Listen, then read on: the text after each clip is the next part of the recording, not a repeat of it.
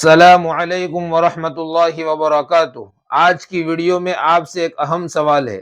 سوال یہ ہے کہ طائف کا جو واقعہ ہے وہ کس سن میں پیش آیا، اور اس سفر میں اللہ کے نبی علیہ الصلاۃ والسلام نے کتنے روز قیام کیا، اور اس سفر میں آپ علیہ الصلاۃ والسلام کے ساتھ کون تھے؟ اگر آپ کو جواب معلوم ہے تو 10 سیکنڈ میں کامنٹ میں جواب دیجیے۔